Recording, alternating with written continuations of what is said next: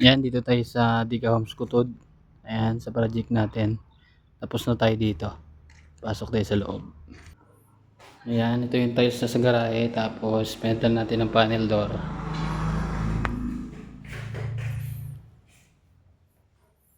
Ayan, ito yung loob. Ayan, naglagay tayo dyan ng TV console. Tapos, cabinet. Tapos, may bar counter tayo. WPC. Ayan, ito yung kitchen natin. Ayan. May agonizer tayo dito.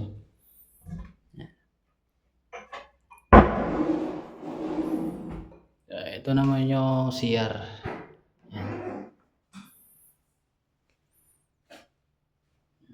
Na-renovate natin yung CR. Palit tayong bowl. Tapos lavatory. Tapos partition. Kahit naman tayo sa taas. Dito nagpalit din tayo ng vinyl. Tapos kinubira natin dito. May sandalier tayo dyan. Tapos dito sa isang kwarto, gumawa tayo ng ayan, malaking cabinet. Laki ng cabinet natin. Dito naman, nagpalit tayo dyan ng sliding window. Yan. Tapos may mga pinlight tayo paikot. Tapos may center light. Ganoon din dito sa kabila. Yan, may aircon na rin dito. Yan. Yan, sa likod naman, palitan natin yung bubong. Pahaba. Para hindi tayo magka-problema sa tagulan.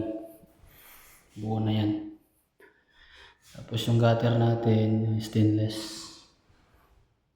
Yan. Cute ng pinto natin. Yan, baba na tayo. Ganda ng bahay ni ma'am. Dito, hinaspin natin to.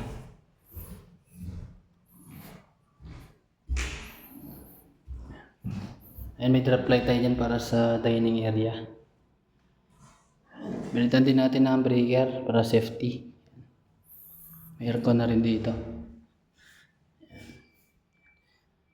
Ayan. Salamat po sa tiwala sa Mark Builders. Tatak Mark Builders. Salamat po.